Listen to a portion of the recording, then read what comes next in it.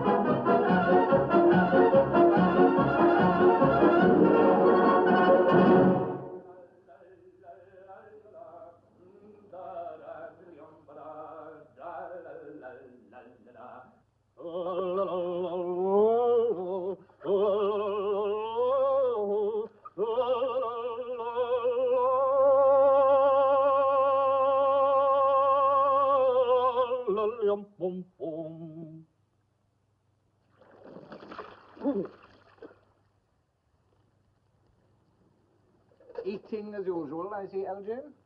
I believe it is usual in good society to take some slight refreshment after morning exercise. And what brings you to London, my dear Ernest? Oh, pleasure, pleasure. What else should bring one anywhere? Where have you been since last Thursday? In the country. What on earth do you do there? When one is in town, one amuses oneself. When one is in the country, one amuses other people. And who are the people you amuse? Oh, neighbors. Got nice neighbors in your part of Shropshire? Perfectly horrid. Never speak to them. How immensely you must amuse them. Shropshire is your county, is it not? Shropshire?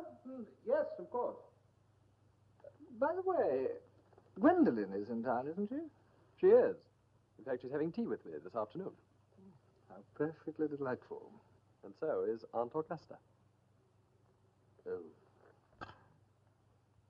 You know, the way you flirt with Gwendolen is almost as bad as the way Gwendolen flirts with you. I am in love with Gwendolen. I have come up to town expressly to propose to her. I thought you would come up on pleasure. They call that business. How utterly unromantic you are. I really don't see anything romantic in proposing. It's very romantic to be in love, but there's nothing romantic about a definite proposal. Well, one may be accepted. One usually is, I believe. And then the whole excitement is over. The very essence of romance is uncertainty. If ever I get married, I shall certainly try and forget the fact. I have no doubt about that, my dear Algy. The divorce court was specially invented for people like you. Divorces are made in heaven. Marriages are... Yes, Algy. Oh, well, there's no use my speculating on that subject. Or indeed, you're speculating on marrying Gwendolen. Why on earth do you say that? Well, in the first place, girls never marry the men they flirt with. Oh, that is nonsense. It isn't. It's great truth. It counts for the extraordinary number of bachelors that one sees all over the place. Second place, I don't give my consent. Your consent? My dear fellow, Gwendolen is my first cousin. And before I allow you to marry her, you will have to clear up the whole question of Cecily. Cecily? What on earth do you mean? What do you mean, Algy, by Cecily? I don't know anyone of the name of Cecily. Do you mean to say that you've had my cigarette case all this time? I wish to goodness you'd let me know. I've been writing frantic letters to Scotland Yard about it. I was very nearly offering a large reward. Well, I wish you would offer one. I happen to be more than usually hard up. No good offering a large reward now that the thing is found.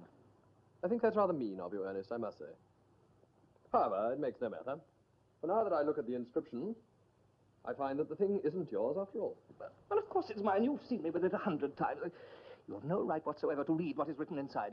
It is a very ungentlemanly thing to read a private cigarette case. It's perfectly absurd to have a hard and fast rule about what one should read and what one shouldn't read. More than half of modern culture depends on what one shouldn't read. I'm quite aware of the fact, and I don't propose to discuss modern culture with you. It isn't the sort of thing one should talk of in private. I simply want my cigarette case back. Yes. But this isn't your cigarette case. This cigarette case is a present from someone of the name of Cecily. You said that you didn't know anyone of that name. Well, if you want to know, Cecily happens to be my aunt.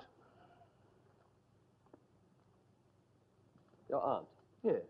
Charming old lady she is, too. Lives at Tunbridge Wells. But why does she call herself Cecily if she is your aunt and lives in Tunbridge Wells? From little Cecily with her fondest love. My dear fellow, what on earth is that in that? Some aunts are tall, some aunts are not tall. That is surely a matter that an aunt may be allowed to decide for herself. Oh, for heaven's sake, give me back my cigarette case. Yes, but why does your aunt call you her uncle? From little Cecily, with her fondest love, to her dear Uncle Jack. There is no objection, I admit, to an aunt being a small aunt. But why an aunt, no matter what her size may be, should call her own nephew her uncle, I can't quite make out. Besides, your name isn't Jack at all. It is Ernest. It isn't Ernest. It's Jack. You have always told me it was Ernest. You're the most earnest-looking person I ever saw in my life. Absolutely absurd, you saying your name isn't Ernest. Oh, it's on your cards. Here is one of them. Mr. Ernest Worthing, B4, the Albany. I shall keep this as a proof that your name is Ernest if ever you attempt to deny the fact to me, to Gwendolen, or to anyone else. Well, my name is Ernest in town and Jack in the country, and the cigarette case was given me in the country. Yes, but that still doesn't account for the fact that your small Aunt Cecily, who lives in Tunbridge Wells, calls you her dear uncle. Come on, old boy, much better have the thing out at once. My dear Algy, you talk exactly like a dentist. I may mention that I have always suspected, and now I am quite sure, that you are a confirmed and secret Bunburyist. Bunburyist? Now, what on earth do you mean by Bunburyist? I will reveal to you the meaning of that incomparable expression when you are kind enough to tell me why you are Ernest in town and Jack in the country. Well, produce my cigarette case first. Here it is. Now produce your explanation, and pray make it improbable. There's nothing improbable about my explanation at all. Old Mr. Thomas Cardew, who adopted me when I was a little boy, made me in his will guardian to his granddaughter, Miss Cecily Cardew. Cecily, who addresses me as uncle out of motives of respect, which you could not possibly appreciate, lives at my place in the country under the charge of her admirable governess, Miss Prism. Where is that place in the country, by the way? That is nothing to you, dear boy. You are not going to be invited. I may tell you candidly that it is not in Shropshire. I suspected that. I have Bunburied all over Shropshire on 2 separate occasions. Well, go on. When one is placed in the position of guardian, one has to adopt a very high moral tone on all subjects. It is one's duty to do so. And as a high moral tone can hardly be said to conduce very much to either one's health or one's happiness, in order to get up to town, I have always pretended to have a younger brother of the name of Ernest, who lives here in the Albany and who gets into the most dreadful scrapes. That, my dear Algy, is the whole truth. Oh, no. What you really are is a Bunburyist. I was perfectly right in saying you were a Bunburyist. You're one of the most advanced Bunburyists I know. What on earth do you mean? You have invented a very useful younger brother called Ernest, in order that you may be able to come up to London as often as you like. I have invented an invaluable permanent invalid called Bunbury, in order that I may be able to go down to the country whenever I choose. Bunbury really is invaluable. If it wasn't for Bunbury's extraordinary bad health, for instance, I wouldn't be able to dine with you at Willis's tonight. But I've really been engaged to dine at Aunt Augusta's for more than a week. I haven't asked you to dine with me anywhere tonight. I know. You are absurdly careless about sending out invitations. It's very foolish of you. Nothing annoys people more than not receiving invitations. Algy.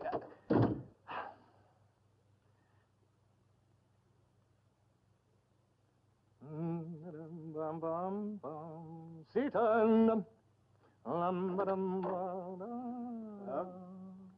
Seaton, I shall require a fresh gardenia this afternoon at 4 o'clock precisely.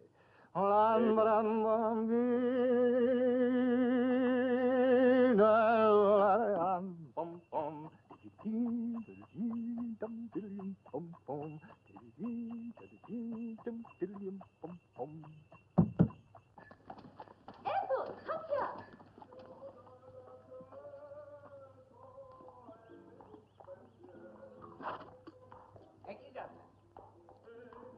Get up now.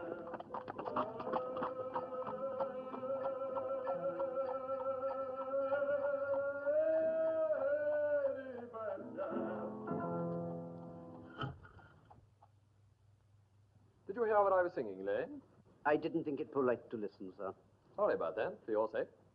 I don't sing in tune. Anybody can sing in tune. But I sing with wonderful feeling. Yes, sir. You have got the cucumber sandwiches for Lady Bracknell. Yes, sir. Ah. Excuse me, sir.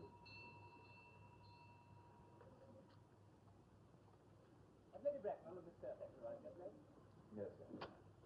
Mr. Ernest Worthing. Jack, Don't seem to remember inviting you. No, they're absurdly careless about sending out invitations. Cucumber sandwiches? Why such reckless extravagance in one so young? Don't you touch them. They're ordered specially for Aunt Augusta.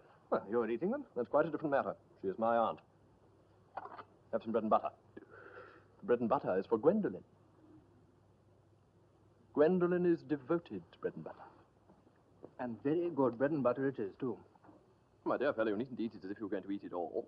Behave exactly as if you were married to her already. You are not married to her already, and I don't think you ever will be. Now, Algy... That must be Aunt Augusta.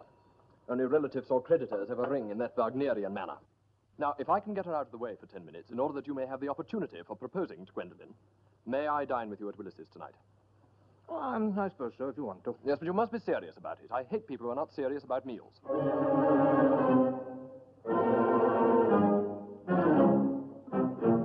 Lady Bracknell and Miss Fairfax. Good afternoon, dear Algernon.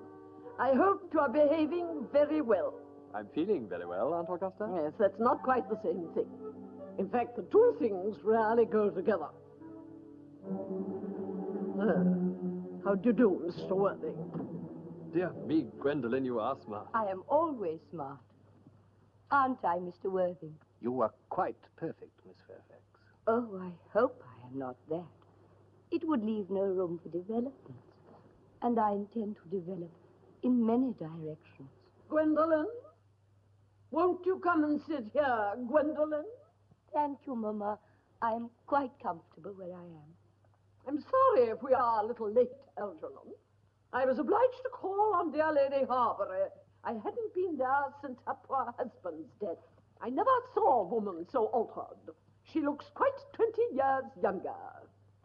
And now I'll have a cup of tea and one of those nice cucumber sandwiches you promised me. Certainly, Aunt Augusta. Good heavens, Lane. Why are there no cucumber sandwiches? I ordered them specially. There were no cucumbers in the market this morning, sir. I went down twice. No cucumbers? No, sir. Not even for ready money. Thank you, Lane. That will do. I am greatly distressed, Aunt Augusta, about there being no cucumbers, not even for ready money. Well, it really makes no matter, Algernon. I had some crumpets with Lady Harbury, who seems to me to be living entirely for pleasure now. I hear her hair has turned quite gold from grief. Well, it certainly has changed its color. From what cause, I, of course, cannot say. Forgive me, Aunt Augusta, but I'm afraid I shall have to give up the pleasure of dining with you tonight. Oh, I hope not, Algernon. 'Twould put my table completely out.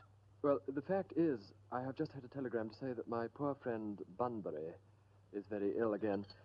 They seem to think I should be with him. Well, I must say, I should be much obliged if you would ask Mr. Bunbury from me not to have a relapse on Saturday. For I rely on you to arrange my music for me. It is my last reception, and one wants something that will encourage conversation. Particularly at the end of the season, when everybody has practically said whatever they had to say, which in most cases was probably not much. I will speak to Bunbury, Aunt Augusta, if he is still conscious, and I think I can promise you that he will be all right by Saturday.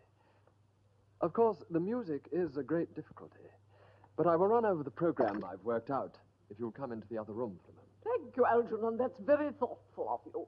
I'm sure the program will be delightful. After a few expurgations, French songs I cannot possibly allow.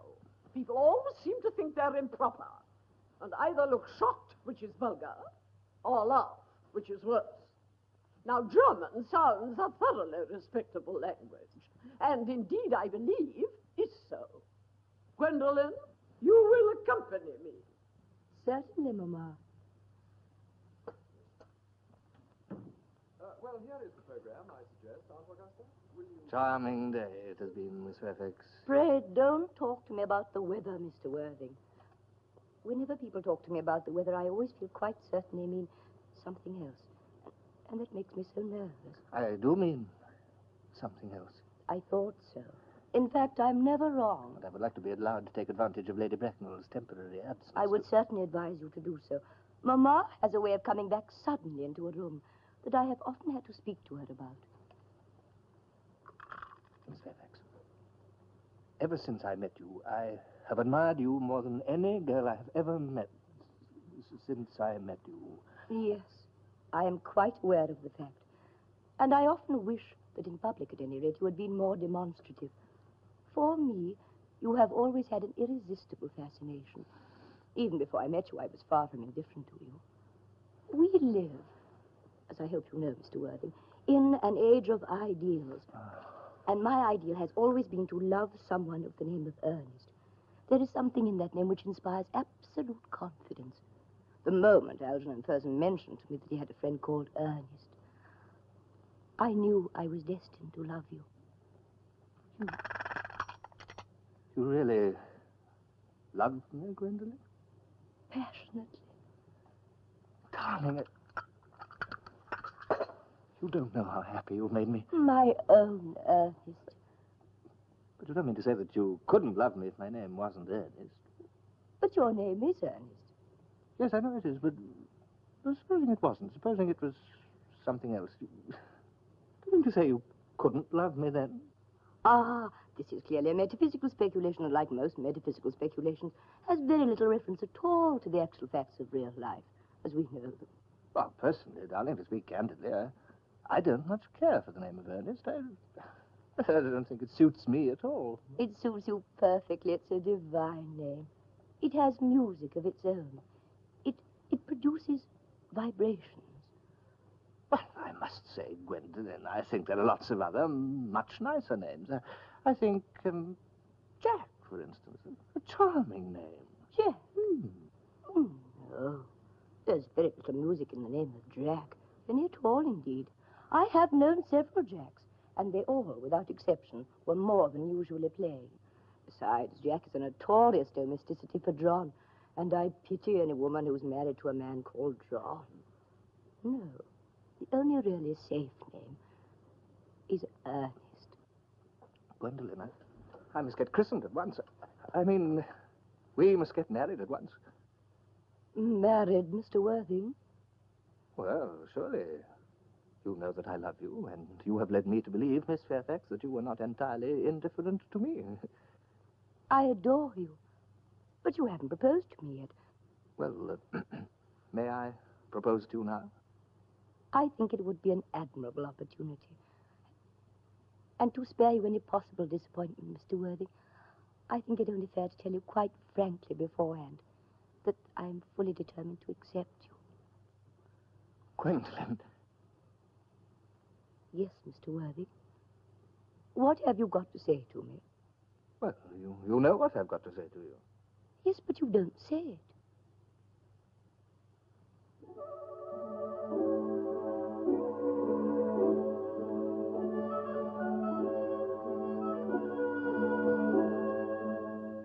Gwendolen, will you marry me? Of course I will, darling. How long you've been about it. I'm afraid you've had very little practice in how to propose. My own one. I've never loved anyone in the world but you. Yes, but men often propose for practice. I know my brother does. All my girlfriends tell me so. What wonderfully blue eyes you have, Ernest. They're quite blue. I hope you will always look at me just like that, especially when there are other people present.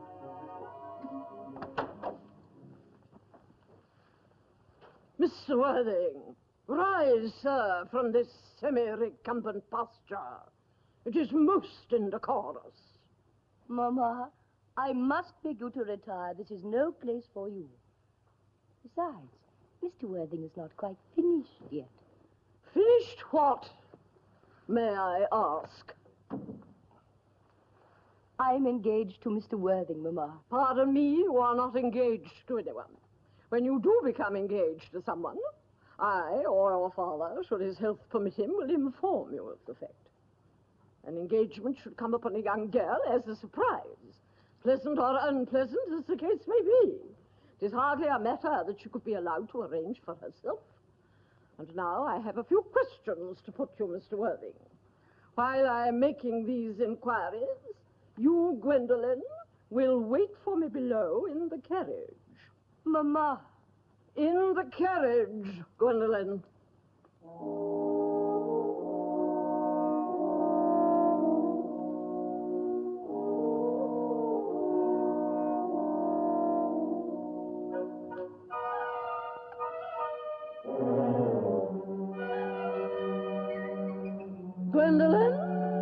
the carriage. Yes, Mamma.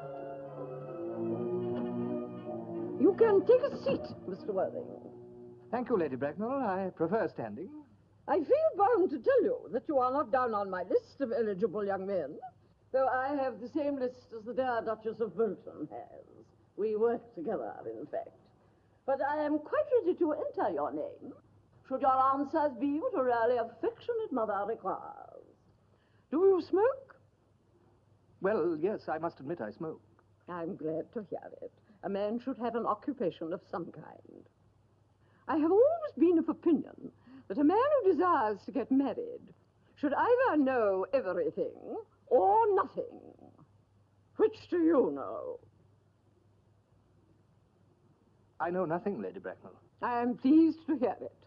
I do not approve of anything that tampers with natural ignorance. Ignorance is like a delicate exotic fruit. Touch it and the bloom is gone. The whole theory of modern education is radically unsound. Fortunately, in England, at any rate, education produces no effect whatsoever. What is your income? Between 7,000 and 8,000 a year. In land or in investments? In investments, chiefly. That is satisfactory. What between the duties expected of one during one's lifetime and the duties exacted from one after one's death, land has ceased to be either a profit or a pleasure. It gives one position, but prevents one from keeping it up. That's all that can be said about land. I have a country house with some land, of course, attached to it, about 1,500 acres, I believe, but I don't depend on that for my real income. In fact, as far as I can make out, the poachers are the only people who make anything out of it. You have a townhouse, I hope. A girl with a simple, unspoiled nature like Gwendolen can hardly be expected to reside in the country. Well, I own a house in Belgrave Square, but it is let by the year to Lady Bloxham. Lady Bloxham? No, I don't know. Oh, she goes about very little. She's a lady considerably advanced in years. Ah, nowadays that is no guarantee of respectability of character. What are your politics? Well, I'm afraid I really have none. I am a liberal. They come to Tories, they dine with us, or come in the evening, at any rate. Now to minor matters. Are your parents living? I have lost both my parents. To lose one parent, Mr. Worthing, may be regarded as a misfortune. To lose both looks like carelessness. Who was your father? Well, I'm afraid I really don't know. The fact is, Lady Bracknell, I said I had lost both my parents. It would be nearer the truth to say my parents seem to have lost me. I don't actually know who I am by birth. I was found. Found? The late Mr. Thomas Cardew, an old gentleman of most charitable and kindly disposition, found me and gave me the name of Worthing because he happened to have a first-class ticket for Worthing in his pocket at the time. Worthing is a place in Sussex. It is a seaside resort. And where did the charitable gentleman who had a first-class ticket for this seaside resort find you? In a handbag. A handbag? Yes, Lady Bracknell, I was in a handbag. A somewhat large, black, leather handbag with handles to it. An ordinary handbag, in fact. In what locality did this Mr. James or Thomas Cardew come across this ordinary handbag? In the cloakroom at Victoria Station. It was given him in mistake for his own. The cloakroom at Victoria Station? Yes, the Brighton line. The line is immaterial. Mr. Worthing, I confess I feel somewhat bewildered by what you have just told me. To be born, or at any rate bred in a handbag, whether it had handles or not, seems to me to display contempt for the ordinary decencies of family life. that reminds one of the worst excesses of the French Revolution. And I presume you know what that unfortunate movement led to. Oh, may I ask then what you advise me to do? I need hardly say I would do anything in the world to ensure Gwendolyn's happiness. I would strongly advise you, Mr. Worthing, to try and acquire some relations as soon as possible, and to make a definite effort to produce, at any rate, one parent of either sex before the season is quite over. Well, I really don't see how I can possibly do that, Lady Bracknell. I can produce the handbag at any moment. It's in my dressing room at home. I really think that ought to satisfy you, Lady Bracknell. Me, sir? What has it to do with me? You can hardly imagine that I and Lord Bracknell would dream of allowing our only daughter, a girl brought up with the utmost care, to marry into a cloakroom and form an alliance with a parcel. Good morning, Miss Worthing. Good morning, Lady Bracknell.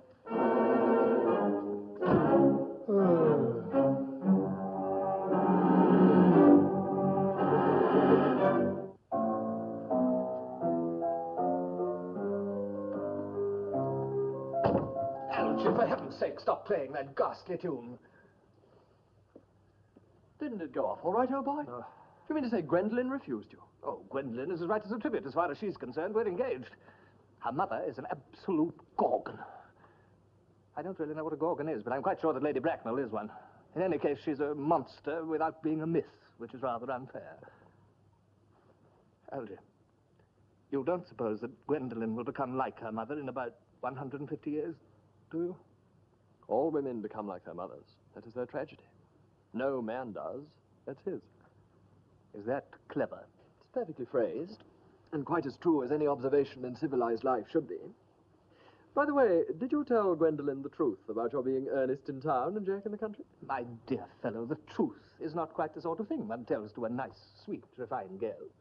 Besides, before the end of the week, I shall have got rid of Ernest. My poor brother Ernest is going to be carried off, quite suddenly, in Paris, by a severe chill. I thought you said that your ward was a little too much interested in your poor brother Ernest. Won't she feel his loss a good deal? Oh, Cecily isn't a silly, romantic girl, I'm happy to say. She's got a capital appetite, goes for long walks, and pays no attention at all to her lessons. Should rather like to see you, Cecily. I shall take very good care that you never do. She's excessively pretty and only just 18. Have you told Gwendolen that you have an excessively pretty ward who is only just 18? Oh, one doesn't blurt these things out to people. Cecily and Gwendolen are perfectly certain to be extremely good friends. I bet you anything you like that half an hour after they've met, they'll be calling each other sister. Women only do that when they've called each other a lot of other things first. Miss Fairfax. Algy, kindly turn your back. I have something very particular to say to Mr. Worthing. Oh, really, Gwendolen, I don't think I can allow this at all. Ernest, we may never be married. From the expression on Mamma's face, I fear we never shall. But although she may prevent us from becoming man and wife, nothing she can possibly do can alter my eternal devotion to you. Your Christian name has an irresistible fascination. The simplicity of your character makes you exquisitely incomprehensible to me. Your town address I have. What is your address in the country? The Manor House, Woolton, Hertfordshire. There is a good postal service, I suppose. It may be necessary to do something desperate. The Manor House, Woolton, Hertfordshire.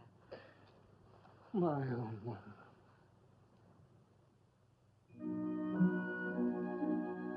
Cecily? Yes, Miss Prism?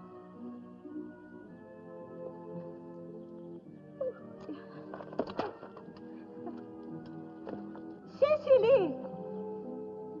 Come here at once, child.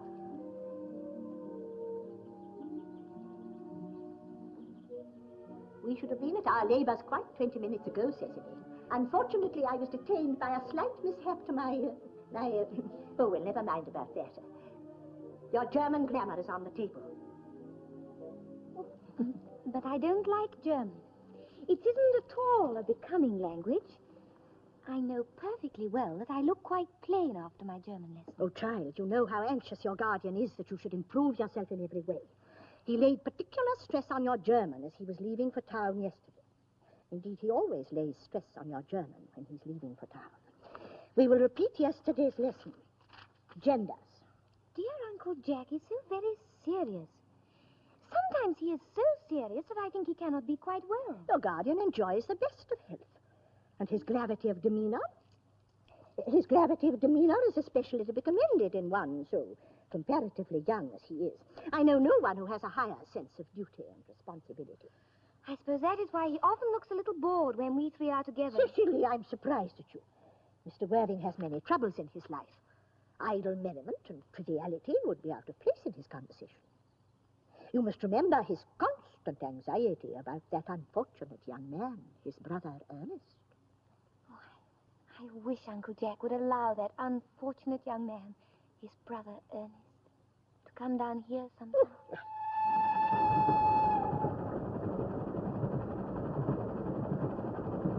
Diminutives are always neuter. That is, they belong to neither sex, even when appearances are to the contrary. As, for example, das Fräulein, the young lady, das Mädchen, the young girl. Put away your diary, Cecily. I really don't see why you should keep a diary at all. I keep a diary in order to enter the wonderful secrets of my life. If I didn't write them down, I should probably forget all about them. Memory, my dear Cecily, is the diary that we all carry about with us. Yes, but it usually chronicles the things that have never happened and couldn't possibly have happened. I believe that memory is responsible for nearly all the 3-volume novels that the library sends us. Oh, do not speak slightingly of the 3-volume novels, Cecily. I wrote one myself in earlier days. Did you really, Miss Prism? Oh, how wonderfully clever you are. I hope it did not end happily. I don't like novels that end happily. The good ended happily and the bad unhappily. That is what fiction means. I suppose so. And was it ever published? Alas, no. The manuscript, unfortunately, was abandoned. Oh, I use the word in the sense of lost or mislaid. Now, to your work, child. These speculations are profitless. But I see dear Dr. Chasuble coming up through the garden. And how are we this morning? Miss Prism, you are, I trust, well? Dr. Chasuble, this is indeed a pleasure. Miss Prism has just been complaining of a slight headache. I think it would do her so much good to go for a short stroll with you in the park, Dr. Chasuble. Cecily, I have not mentioned anything about a headache. No, I know that, dear Miss Prism. But I felt instinctively that you had a headache. Indeed, I was thinking about that and not about my German lesson when the rector arrived. I hope, Cecily, you are not inattentive. Oh, I'm afraid I am. That is strange. Were I fortunate enough to be Miss Prism's pupil, I would hang upon her lips. Spoke metaphorically. My metaphor was drawn from bees. Mr. Worthing, I suppose, has not returned from town yet. We do not expect him till Monday afternoon. Ah, yes, he usually likes to spend his Sunday in London. He's not one of those whose sole aim is enjoyment, as by all accounts that unfortunate young man, his brother, seems to be. Sir, I must not disturb Egeria and her pupil any longer. Egeria? My name is Letitia, Doctor. Like Lydia, the Latin for joy. Yes, I shall see you both, no doubt, at evensong. I think, dear Doctor, I will have a stroll with you. I find I have a headache after all, and a stroll might do it good. Oh, Cecily, you will read your political economy in my absence. The chapter on the fall of the rupee you may omit. It is somewhat too sensational. Even these metallic problems have their melodramatic side.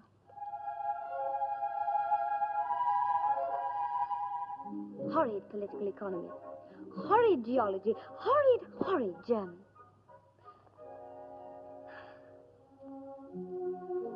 You are too much alone, dear Dr. Chasuble. You should get married. You do not seem to realize, dear Doctor, that by persistently remaining single, a man converts himself into a permanent public temptation. A man should be more careful, or he may lead weaker vessels astray. But is a man not equally attractive when married? Oh, no married man is ever attractive, except to his wife. And often I've been told not even to her. Well, doesn't that depend upon the intellectual sympathies of the woman? Maturity can always be depended on. Ripeness can be trusted. Young women are green. I spoke horticulturally. My metaphor was drawn from fruits. fruits, yes. Mr. Ernest Worthing has just driven over from the station, miss. He's brought his luggage with him. Mr. Ernest Worthing, B40 Albany. Uncle Jack's brother? Did you tell him Mr. Worthing was in London? Yes, miss. Seemed very much disappointed. He said he would like to speak to you privately for a moment. I've left him in the morning room. Thank you, Merriman.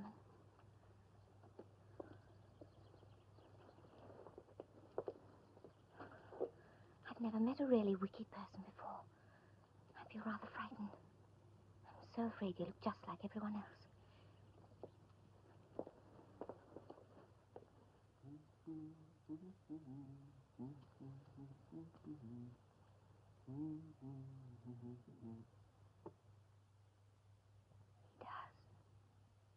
You are my little cousin Cecily, I'm sure. You are under some strange misapprehension. I am not little. In fact, I believe that I am more than usually tall for my age. But I am your cousin Cecily. You, I see from your card, are Uncle Jack's brother, my cousin Ernest. My wicked cousin Ernest. Oh, I'm not really wicked at all, Cousin Cecily. You mustn't think I'm wicked. If you are not, then you have certainly been deceiving us all in a very inexcusable manner. I hope you have not been leading a double life, pretending to be wicked and being really good all the time. That would be hypocrisy. Of course, I have been rather reckless. I'm glad to hear it. In fact, now you mention the subject, I really have been very bad in my own small way. I don't think you should be so proud of that, though I'm sure it must have been very pleasant. It's much pleasanter being here with you. I can't understand how you're here at all. Uncle Jack won't be back till Monday afternoon. That is a great disappointment. I'm obliged to go out by the first train on Monday morning. I have a business appointment that I'm anxious to miss. Couldn't you miss it anywhere but in London? No, the appointment is in London. Well, I know, of course, how important it is not to keep a business engagement. Still, I think you had better wait until Uncle Jack arrives. I know he wants to speak to you about your emigrating. My what? About your emigrating. He's gone up to buy your outfit. I certainly wouldn't allow Jack to buy my outfit. He's got absolutely no taste at all in neckties. I don't think that you will require neckties. Uncle Jack is sending you to Australia. Australia? I'd sooner die. Well, he said at dinner on Wednesday night that you would have to choose between this world, the next world, and Australia. Oh. Well, the reports I have of Australia and the next world are not particularly encouraging. This world is good enough for me, Cousin Cecily. Yes, but are you good enough for it? Well, no, I am not that. That is why I would like you to reform me. You might make that your mission, if you don't mind, Cousin Cecily. I am afraid I have no time this afternoon. Well, would you mind if I reform myself this afternoon? It is rather romantic of you, but I think you should try. I will. I feel better already. You are looking a little worse. That's because I'm hungry. Oh, how thoughtless of me. I should have remembered that when one is going to lead an entirely new life, one requires regular and wholesome meals. Might I have a buttonhole first? I never have any appetite unless I have a buttonhole first. A Marechal Niel? No, I would sooner have a pink rose. Why? Because you are like a pink rose, Cousin Cecily. I don't think it can be right for you to say such things to me. Miss Prism never talks like that. Then Miss Prism is a short-sighted old lady. You are the prettiest girl I ever saw. Miss Prism says that all good looks are a snare. Then they are a snare that any sensible man would like to be caught in. Oh? I don't think I should care to catch a sensible man. I wouldn't know what to talk to him about.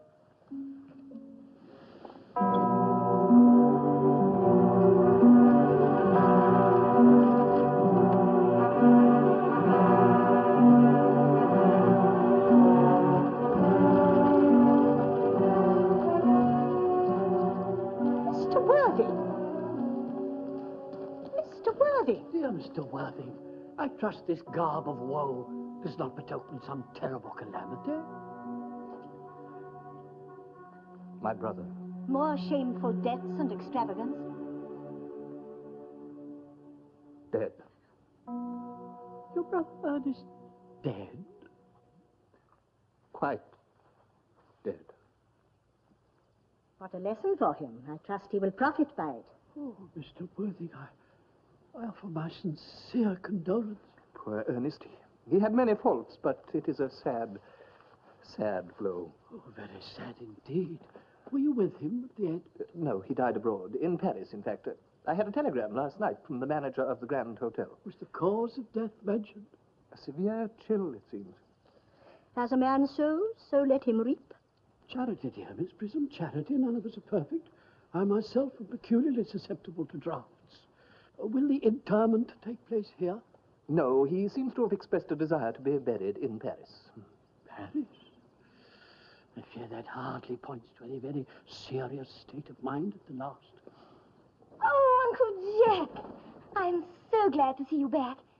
But what horrid clothes you have got on. Cecily! My child, my child. Do look happy. I have got such a surprise for you. Who do you think is in the dining room? Your brother. Who? Your brother, Ernest. He arrived about half an hour ago. Oh, what nonsense. I haven't got a brother. Oh, don't say that. However badly he may have behaved to you in the past, he is still your brother. You couldn't be so heartless as to disown him. And you will shake hands with him, won't you, Uncle Jack?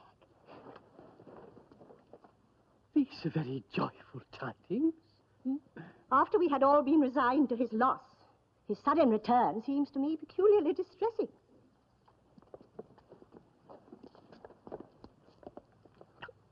Good heavens, Brother John, I have come all the way from London to tell you how very sorry I am for all the trouble that I have caused you, and that I intend to lead a better life in future.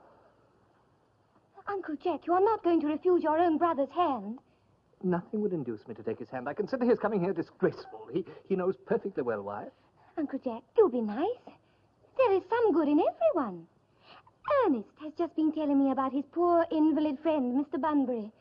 Oh, he's been telling you about Bunbury, has he? Well, I won't have him talking to you about Bunbury or about anything else. Of course, I admit that all the faults were on my side, but I must say I think Brother John's coldness to me on my first visit here peculiarly painful. Uncle Jack, if you won't shake hands with Ernest, I will never forgive you.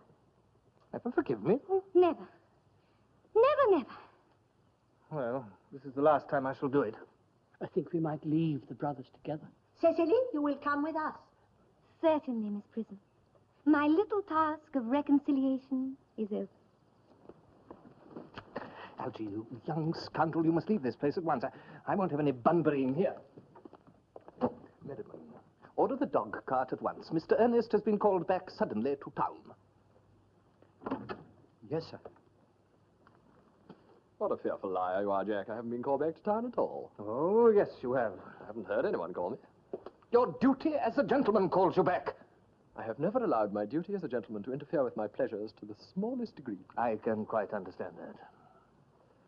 Well, Cecily is a darling. You are not to speak of Miss Cardew that way. I don't like it.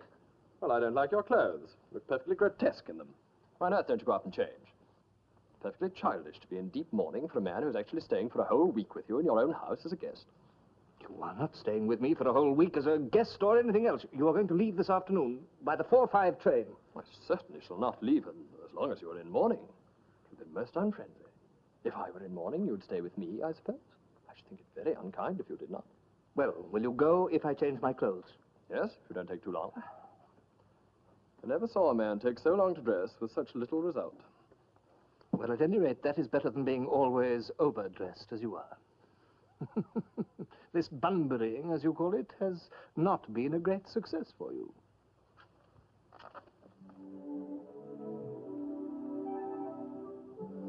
I think it's been a great success.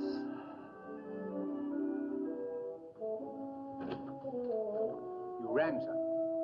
Merriman, am I correctly garbed for a christening? No, sir. Black is for funerals and weddings. White is for christenings. I lay out your tennis clothes. Thank you, madam.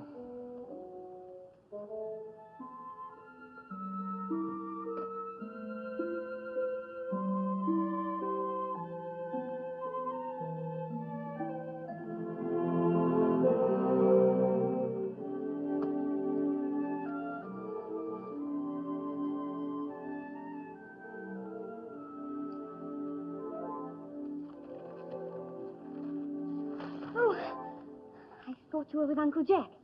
He has gone to order the dog cart for me. Oh, is he going to take you for a nice drive? He's going to send me away. Then have we got to part? I'm afraid so. It's very painful, but It is always painful to part from people whom one has known for only a very brief space of time. The absence of old friends one can endure with equanimity. But even a momentary separation from anyone to whom one has just been introduced is almost unbearable. Thank you. The dog cart is at the door, sir. It can wait, Merriman, for 5 minutes.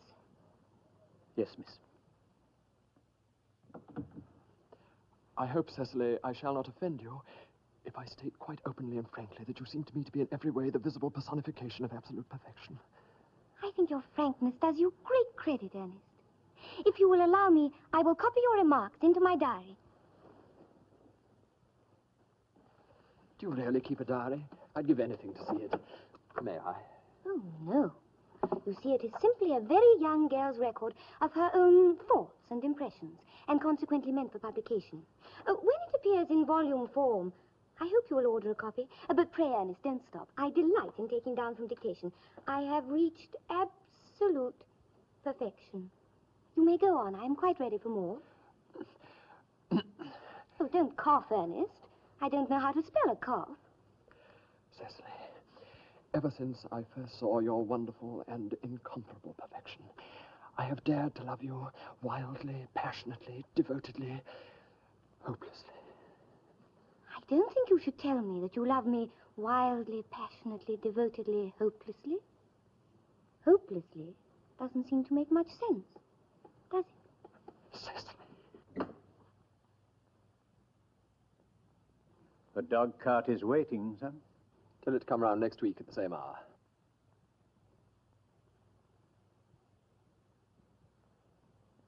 Very good, sir.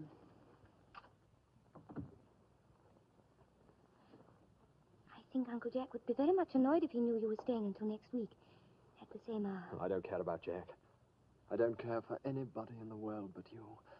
I love you, Cecily. Will you marry me? Of course. Why, we've been engaged for the last 3 months. The last 3 months? Yes, it will be exactly 3 months on Thursday. But how did we become engaged? Well, ever since dear Uncle Jack first confessed to us that he had a younger brother who was very wicked and bad, you, of course, have formed the chief topic of conversation between myself and Miss Prism. And, of course, a man who is much talked about is always very attractive. One always feels there must be something in him after all. I dare say it was foolish of me. But I fell in love with you, Ernest. Darling, and when was our engagement actually settled? On the 22nd of February last. Worn out by your entire ignorance of my existence, I determined to end the matter, one way or the other.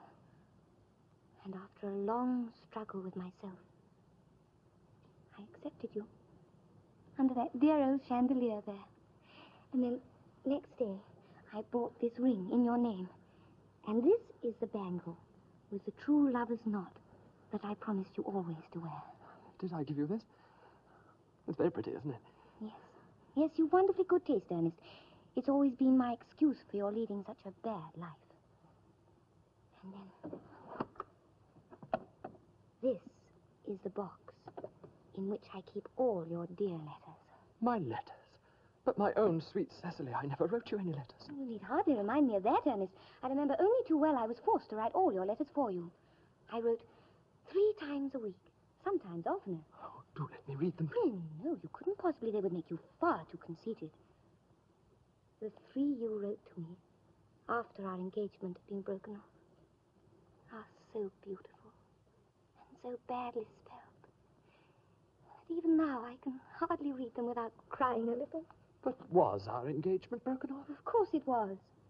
On the 22nd of last March. You can see the entry if you like. Today, I broke off my engagement with Ernest. I feel it is better to do so. The weather still continues charming. But why on earth did you break it off? What had I done? I had done nothing at all. Cecily, I'm very much hurt indeed that you broke it off, particularly when the weather was so charming. But it would hardly have been a really serious engagement if it hadn't been broken off at least once. But I forgave you before the week was out. What a perfect angel you are. You won't ever break off our engagement again, will you? I don't think I could now that I've actually met you. Besides, of course, there is the question of your name. Of course. You mustn't laugh at me, darling, but it had always been a girlish dream of mine to love someone by the name of Ernest. There is something in that name that seems to inspire absolute confidence. Indeed, I pity any poor married woman whose husband is not called Ernest. Well, my dear child, you mean to say that you couldn't love me if I had some other name? But what name? Well, any name you like. Algernon, for instance. But I don't like the name of Algernon. I really don't see why you should object to the name of Algernon. It's not a bad name at all. In fact, it's rather an aristocratic name. Half the chaps who get into the bankruptcy court are called Algernon. But seriously, Cecily, if my name was Algy, couldn't you love me? I might respect you, Ernest. I might admire your character. But I fear that I should not be able to give you my undivided attention. Cecily, your vicar here is, I suppose, thoroughly experienced in the practice of all the rites and ceremonials of the church. Oh, yes, Dr. Chasuble is a most learned man. I must see him at once on a most important Christian. I mean, on most important business. I won't be more than half an hour. Ernest! Considering that we have been engaged since February the 22nd, and that I only met you today for the first time, I think it is rather hard that you should leave me for so long a period as half an hour. Couldn't you make it 20 minutes?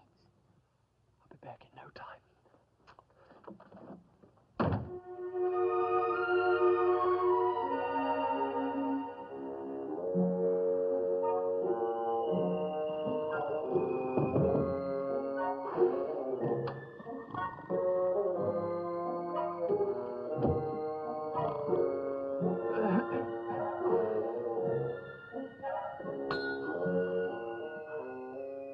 Mr. Worthing. Good afternoon, Dr. Chasuble. You will, I trust, excuse a postprandial relapse into the arms of Morpheus. In other words, 40 winks. Dr. Chasuble, I suppose you know how to christen all right? I mean, of course, you are continually christening, aren't you? It is, I regret to say, one of my most constant duties in this parish. I've often spoken to the poorer classes on this subject, but they don't seem to know what thrift is. Well, is there any particular infant in whom you're interested, Mr. Worthing? Yes. Of course, your brother. Beg your pardon? Your brother, I know, was unmarried, but... Dr. Chasuble, it is not for any child.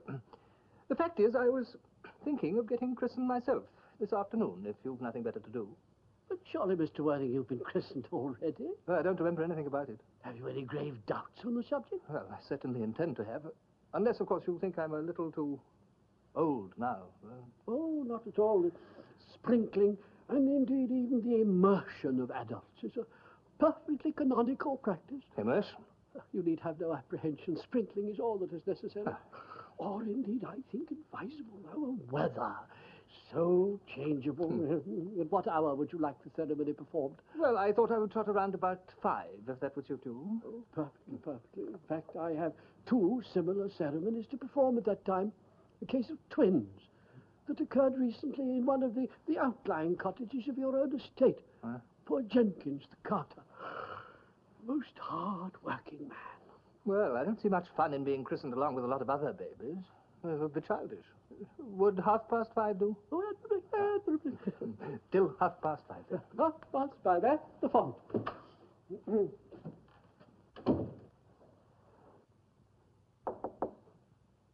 Come in. Dr. Chasuble? What a perfect angel you are, Cecily.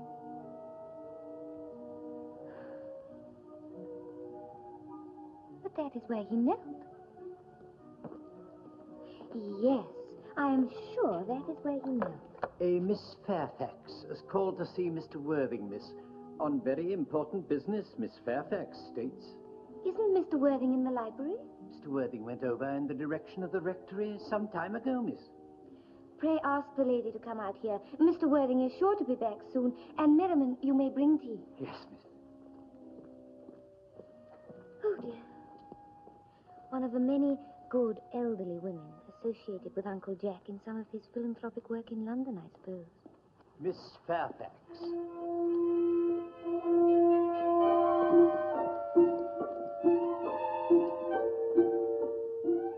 Oh. Miss Fairfax? Pray let me introduce myself to you. My name is Cecily Cardew. What a very sweet name.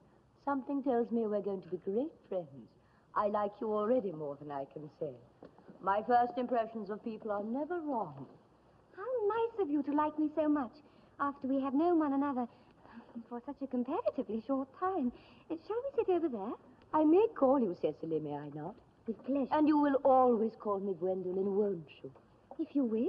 Then that's all quite settled, is it not? I hope so.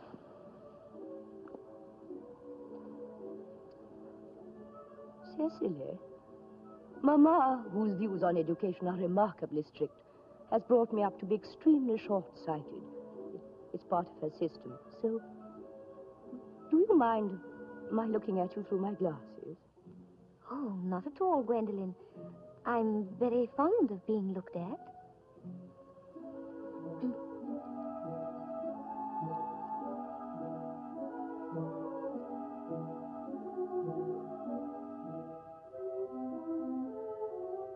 You are here on a short visit, I suppose? Oh, no, I live here. Really? Your mother, no doubt, or some female relative of advanced years resides here also? Oh, no, I have no mother, nor, in fact, any relations. I am Mr. Worthing's ward. Oh. It is strange he never mentioned to me that he had a ward. How secretive of him. He grows more interesting hourly. I am not sure, however, that the news inspires me with feelings of unmixed delight. In fact, if I may speak quite candidly... Pray do. I think that whenever one has anything unpleasant to say, one should always be quite candid. Well, to speak with perfect candor, Cecily, I wish that you were fully 42 and more than usually plain for your age. Ernest has a strong, upright nature. I beg your pardon, Gwendolen. Did you say Ernest? Yes. Oh, but it is not Mr. Ernest Worthing who is my guardian. It is his brother, his elder brother. Ernest never mentioned to me that he had a brother. I'm sorry to say that they have not been on good terms for a long time. Ah, that accounts for it. Of course, you are quite sure that it is not Mr. Ernest Worthing who is your guardian. Quite sure. In fact, I am going to be his. I beg your pardon? Dearest Gwendolen, there is no reason why I should make a secret of it to you. Our little county newspaper is sure to chronicle the fact next week. Mr. Ernest Worthing and I are engaged to be married. My darling Cecily, I think there must be some slight error. Mr. Ernest Worthing is engaged to me. The announcement will appear in the Morning Post on Saturday, at the latest. I am afraid you must be under some misconception. Ernest proposed to me exactly 10 minutes ago. It is certainly very curious, for he asked me to be his wife yesterday afternoon at 5:30. If you would care to verify the incident, pray do so. I never travel without my diary. One should always have something sensational to read in the train.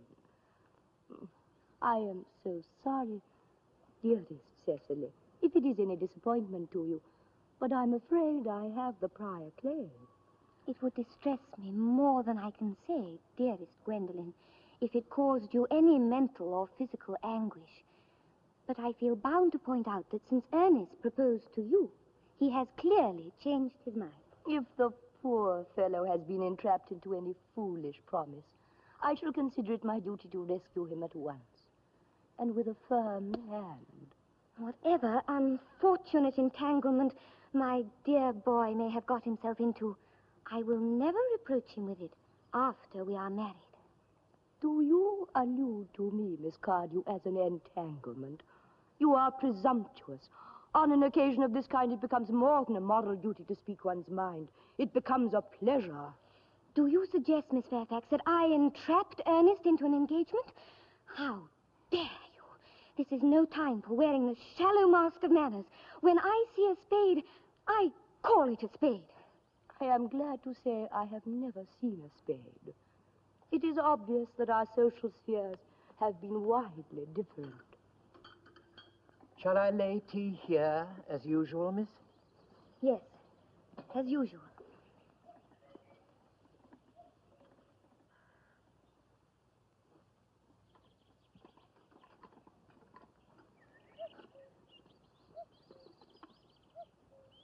Are there many interesting walks in the vicinity, Miss Cardew? Oh, yes, a great many.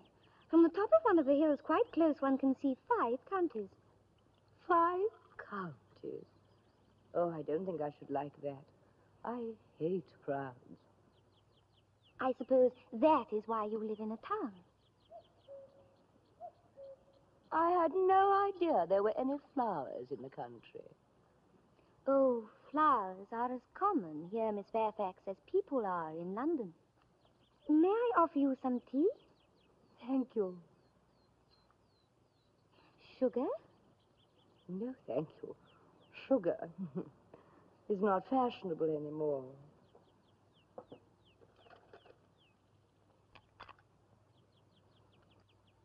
Cake or bread and butter? Bread and butter, please, thank you. Cake is rarely seen in the best houses nowadays. Hand that to Miss Fairfax.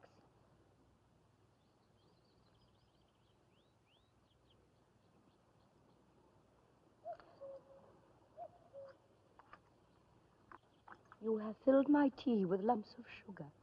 And though I most distinctly asked for bread and butter, you have given me cake.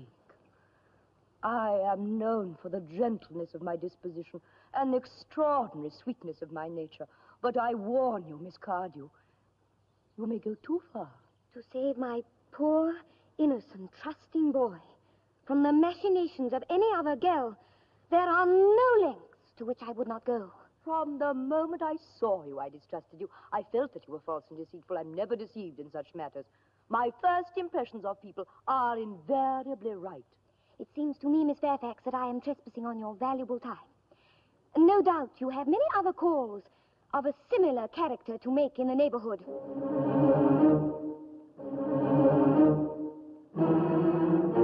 Gwendolyn! My own Ernest. Gwendolyn, darling. A moment. May I ask if you are engaged to be married to this young lady?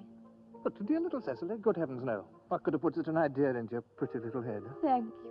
You may. I knew there must be some misunderstanding, Miss Fairfax. The gentleman whose arm is at present round your waist is my dear guardian, Mr. John Worthing. I beg your pardon. This is Uncle Jack. Jack? Oh. Cecily! Here is Annie. My own love. A moment. Are you by any chance engaged to be married to this young lady? To what young lady? Good heavens, Gwendolen! Yes, to good heavens, Gwendolen. I mean, Gwendolen. Of course not. What could have put such an idea into your pretty little head? Thank you. You may. I felt there must be some slight error, Miss Cardew. The gentleman who is now embracing you is my cousin, Mr. Algernon Moncrief. Algernon Moncrief? Are you called Algernon? I cannot deny it. Oh. Is your name really John? Well, I couldn't deny it if I liked. I could deny anything if I liked, but my name certainly is John. A gross deception has been practiced on both of us. My poor wounded Cecily. My sweet wronged Gwendolen. You will call me sister, will you not?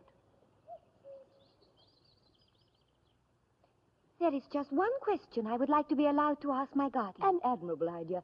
Mr. Worthing, there is just one question I would like to be permitted to put to you. Where is your brother Ernest?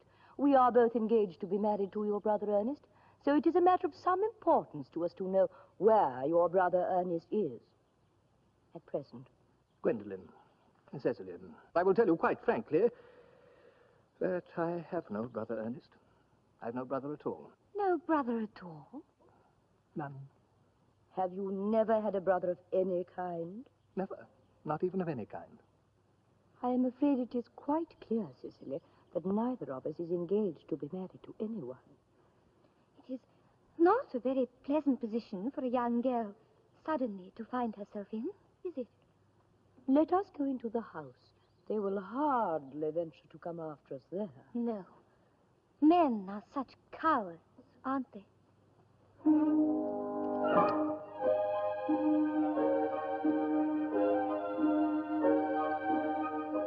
This ghastly state of affairs is what you would call bunburying, I suppose. Yes.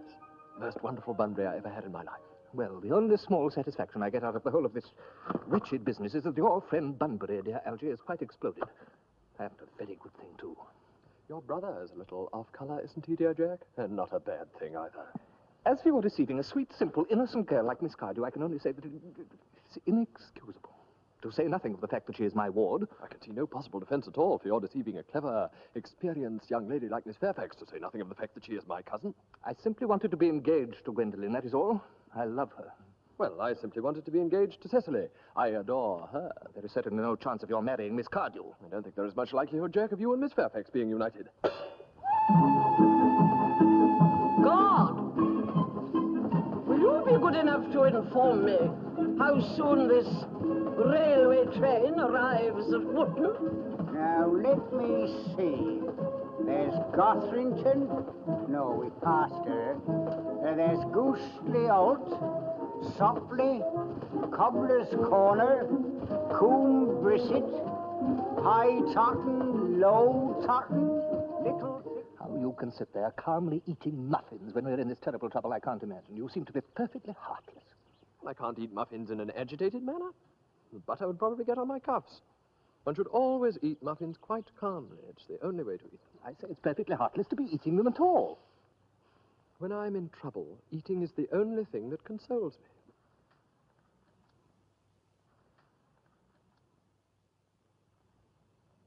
They are eating muffins. Algy, I wish to goodness you would go. But I've just made arrangements with Dr. Chasuble to be christened at 6 o'clock under the name of Ernest. Oh, my dear fellow, I made arrangements with Dr. Chasuble myself to be christened at 5:30, and I naturally will take the name of Ernest. I have a perfect right to be christened if I like. There's no evidence at all that I was ever christened by anyone. It's entirely different with you. You've been christened already. Yes, but I haven't been christened for years. Yes, but you have been christened. That is the important thing. Quite so. So I know my constitution can stand it. It might make you very unwell. You can hardly have forgotten that someone very closely connected with you was nearly carried off in Paris this week by a severe chill. You talk as if a severe chill were hereditary. Well, it usedn't to be, I know, but it may be now. Science is always making wonderful improvements in things.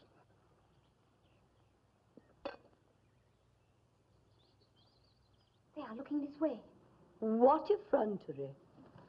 They are approaching. That is very forward of them. Let us preserve a dignified silence. Certainly. It is the only thing to do now.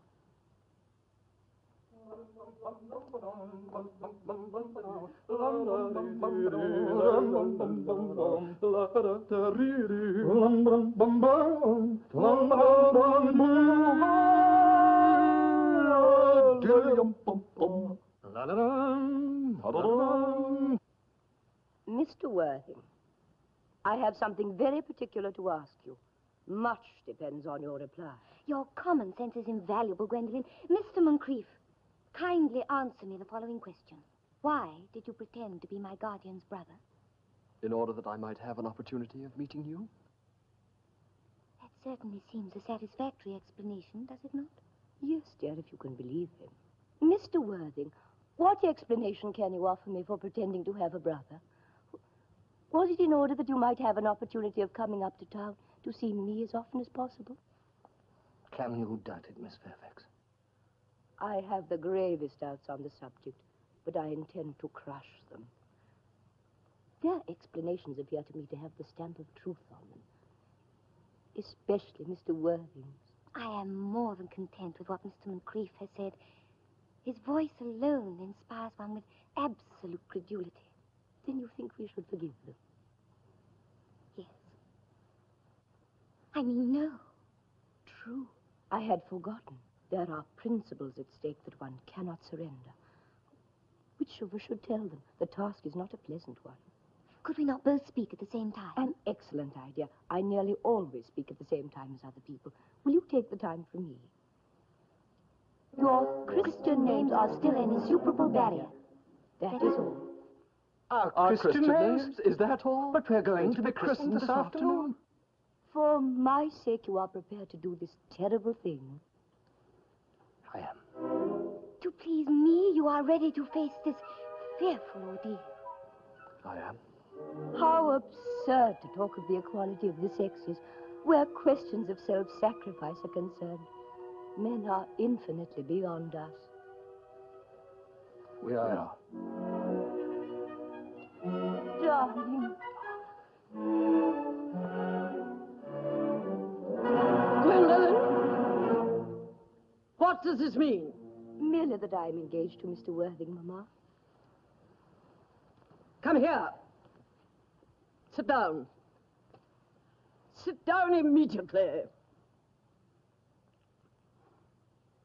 Mr. Worthing, you will clearly understand that all communication between yourself and my daughter must cease immediately from this moment. On this, as indeed on all points, I am firm. I am engaged to be married to Gwendolen, Lady Bracknell. You are nothing of the kind, sir. And now, as regards Algernon. Algernon? Yes, Aunt Augusta. May I ask if it is in this house that your invalid friend, Mr. Bunbury, resides? Oh, no, Bunbury doesn't live here. Bunbury is somewhere else at present. In fact, Bunbury is dead. Dead? When did Mr. Bunbury die? Oh, I killed Bunbury this afternoon. I mean, Bunbury died this afternoon. What did he die of? Bunbury? Oh, he was quite exploded. Exploded? Was he a victim of a revolutionary outrage? My dear Aunt Augusta, I mean he was found out. The doctors found out that Bunbury could not live. That is what I mean. So Bunbury died.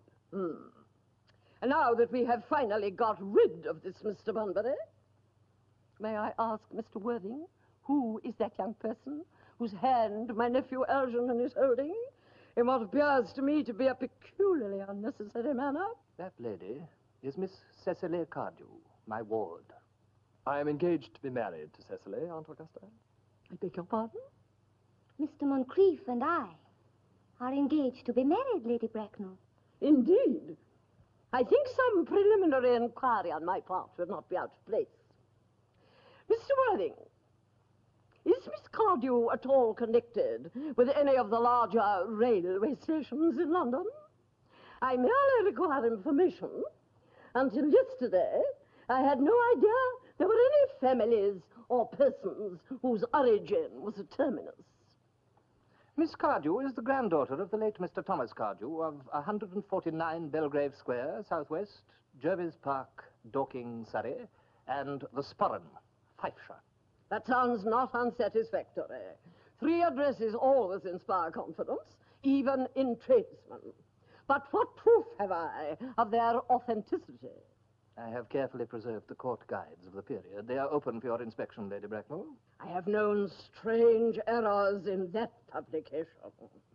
Miss Cardew's family solicitors are Messrs. Markby, and Markby. Oh, Markby, and Markby. A firm of the very highest position in their profession. I have also in my possession, you will be pleased to hear, certificates of Miss Cardew's birth, baptism, whooping cough, registration, vaccination, confirmation, and the measles, the German and the English variety. A life crowded with incident, I see, but somewhat too exciting for a young girl. Gwendolen, the time approaches for our departure. We have not a moment to lose. As a matter of form, Mr. Worthing, I had better ask if Miss Cardew has any little fortune. Oh, only about £130,000 in the funds, that is all. Goodbye, Lady Bracknell. So pleased to have seen you. One moment, Mr. Worthing. £130,000 and in the funds. Miss Cardew seems a most attractive young lady now that I look at her. Few girls of the present day have any really solid qualities, qualities that last and improve with time. We live, I regret to say, in an age of surfaces. Come over here, dear. Pretty child. Your dress is sadly simple, and your hair seems almost as nature might have left it. But we can soon alter that. A thoroughly experienced French maid produces a really remarkable result in a very brief space of time. There are distinct social possibilities in your profile. Cecily is the dearest, sweetest, prettiest girl in the world, and I don't care two pins for social possibilities. Never speak disrespectfully of society, Algernon. Only people who can't get into it do that. I suppose you know that Algernon has nothing but his debts to depend upon, but I do not approve of mercenary marriages. When I married Lord Bracknell, I had no fortune of any kind, but I never dreamed of allowing that to stand in my way. Well, I suppose I must give my consent. Thank you, Aunt Augusta. Cicely, you may kiss me. Thank you, Lady Bracknell. And you may address me as Aunt Augusta for the future. Thank you, Aunt Augusta. The marriage, I think, had better take place quite soon. Thank you, Aunt Augusta. To speak frankly, I am not in favor of long engagements. They give people an opportunity of finding out each other's characters before marriage, which I think is never advisable. I beg your pardon for interrupting you, Lady Bracknell, but this engagement is quite out of the question. I am Miss Cardew's guardian, and she cannot marry without my consent until she comes of age. That consent I absolutely decline to give. Upon what grounds, may I ask? Algernon is an extremely, one might almost say, ostentatiously eligible young man. He has nothing and looks everything. What more could one desire? It pains me very much to have to speak frankly to you, Lady Bracknell, about your nephew, but the fact is that I do not approve at all of his moral character. I suspect him of being untruthful. Untruthful? My nephew Algernon untruthful? Impossible. He was at Oxford. I fear there can be no possible doubt about the matter. This afternoon, during my temporary absence in London on an important question of romance, he obtained admission to my house by means of the false pretense of being my brother. Under an assumed name, he drank, I have just been informed by my butler, an entire pint bottle of Perrier Jouet Brut 89, a wine that I was specially reserving for myself. Continuing his disgraceful deception, he succeeded, during the course of the afternoon, in alienating the affections of my only ward. He subsequently stayed to tea and devoured every single muffin. And what makes his conduct all the more heartless is that he was perfectly well aware from the first that I have no brother, that I never had a brother, and that I don't intend to have a brother, not even of any kind. Mm-hmm. Mr. Worthing, after careful consideration, I have decided entirely to overlook my nephew's conduct toward you. That is very generous of you, Lady Bracknell. My own decision, however, is unalterable. I decline to give my consent. Come here, sweet child. How old are you? Well, I'm really only 18, but I always admit to 20 when I go to evening parties. You are perfectly right to make some slight alteration. A woman should never be really accurate about her age. It looks so calculating. 18 admitting to 20 at evening parties. Well, you will soon be of age and free from the restraints of tutelage, so that I do not think our guardian's consent is a matter of any importance. Pray excuse me for interrupting you once again, Lady Bracknell, but I think it is only fair to point out that under the terms of her grandfather's will, Miss Cardew does not legally come of age until she is 35. That does not seem to me to be a very grave objection. 35 is a very attractive age. London society is full of women of the highest birth who have their own free choice of remaining 35 for years. Lady Dumbleton is an instance in point. To my own knowledge, she's been 35 ever since she arrived at the age of 40, which is many years ago now. I see no reason why our dear Cicely should not be even more attractive at the age you mention than she is at present. There will be a large accumulation of property. Algy, could you wait for me till I was 35? Of course I could, Cecily. You know I could. Yes, I felt that, instinctively. But I couldn't wait all that time.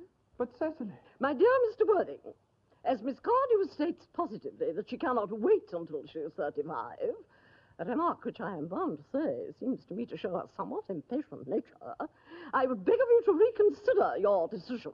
But, my dear Lady Bracknell, the matter is entirely in your own hands. The moment you consent to my marriage with Gwendolen, I will most gladly allow your nephew to form an alliance with my ward. That is not the destiny I propose for Gwendolen. Algernon, of course, can choose for himself. Come, dear. We've already missed 5, if not 6 trains. To miss any more might expose us to comment on the platform. Everything is quite ready for the christenings. The christening, sir? Is not this somewhat premature? Both these gentlemen have expressed their desire for immediate baptism. At their age? The idea is grotesque and irreligious. Algernon, I forbid you to be baptized. I will not hear of such excesses. Am I to understand that there be no christenings at all this afternoon? I don't think that with things as they are, Dr. Chasuble, there will be much practical value to either of us. As your present mood seems to be one peculiarly secular, I will return to the church at once. Indeed, I've just been informed Miss Prism has been waiting for me. Miss Prism? Did I hear you mention a Miss Prism? Yes, indeed. I am on my way to join her. Kindly allow me to detain you for one moment. Is this Miss Prism a female of repellent aspect, remotely connected with education? She is the most cultivated of ladies, and the very picture of respectability. It is obviously the same person. May I ask what is her position in your household? Miss Prism, Lady Bracknell, has for the last 3 years been Miss Cardew's esteemed governess and valued companion. In spite of what I hear of her, I must see her at once. Let her be sent for. Oh, she approaches. She is nigh. I was told you expected me in the vestry, dear Canon. I have been waiting for you there for an hour and 3/4. Prism! Come here, Prism.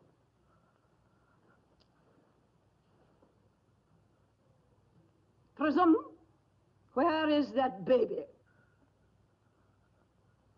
28 years ago, Prism, you left Lord Bracknell's house in charge of a perambulator containing an infant of the male sex.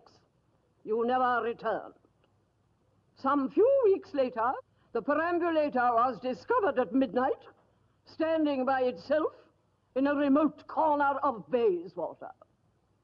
It contained the manuscript of a 3-volume novel of more than usually revolting sentimentality.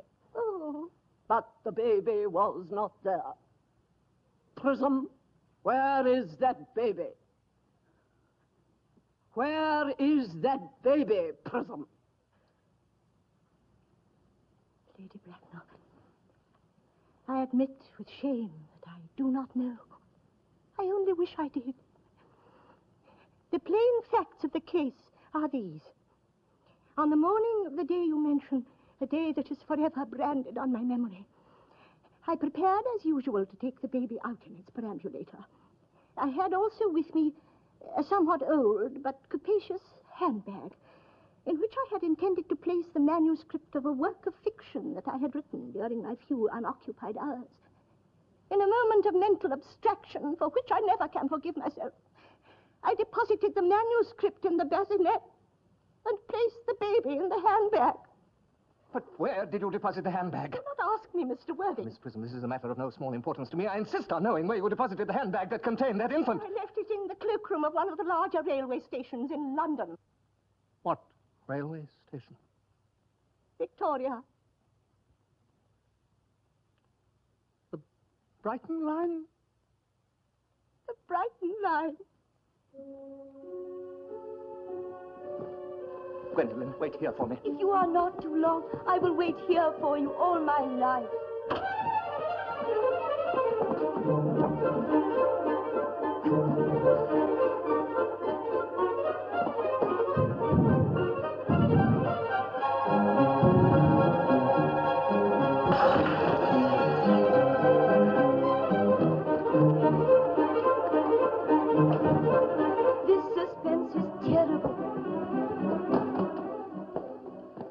Prism, is this the handbag? Let me look. Examine it carefully before you speak. The happiness of more than one life depends on your answer. Thank you. It seems to be mine. Oh, yes. Here is the injury it received through the upsetting of a Gower Street omnibus in younger and happier days. Here is the stain on the lining, caused by the explosion of a temperance beverage, an incident that occurred at Leamington. And here on the lock are my initials. I had forgotten that in an extravagant mood I had had them placed there. The bag is undoubtedly mine. I'm delighted to have it so unexpectedly restored to me. It has been a great inconvenience being without it all these years. Miss Prism, more is restored to you than the handbag. I am the baby that was placed in it. You? Yes.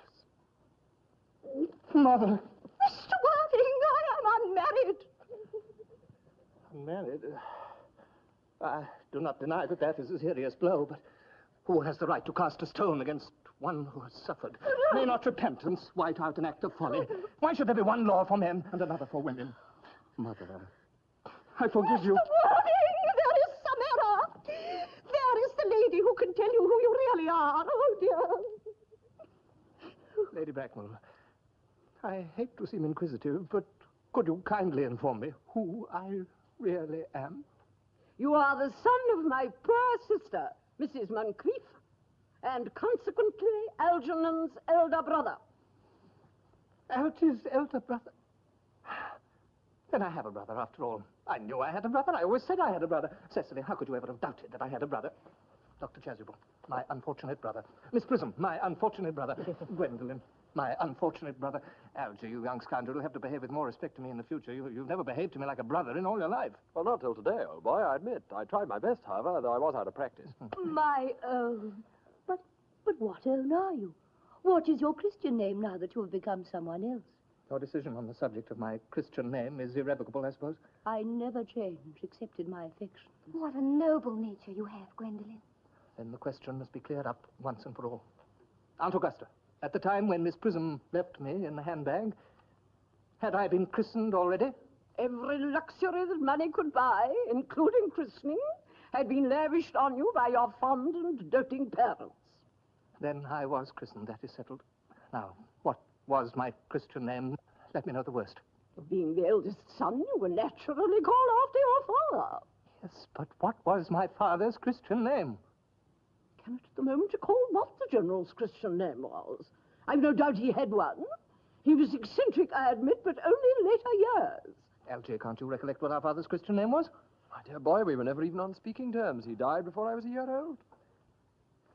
His name would be in the army lists of the period, I suppose, Aunt Augusta? The General was essentially a man of peace, except in his domestic life, but I've no doubt his name would appear in any military directory.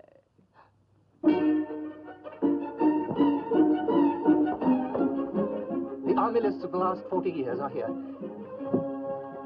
These delightful records should have been my constant study. General. Magley, Maxby, Max Boom, what ghastly names they have. Markby, Migsby, Mobbs. Moncrief. Lieutenant, 1840. Captain, Lieutenant Colonel, Colonel, General, 1869. Christian name. Ernest John. Gwendolen, I always told you that my name was Ernest, didn't I? Ernest, my own Ernest. Cecily, at last. Like it, dear, at last. Gwendolen, at last. My nephew? You seem to be displaying signs of triviality. On the contrary, Aunt Augusta, I have now realized for the first time in my life the vital importance of being earnest.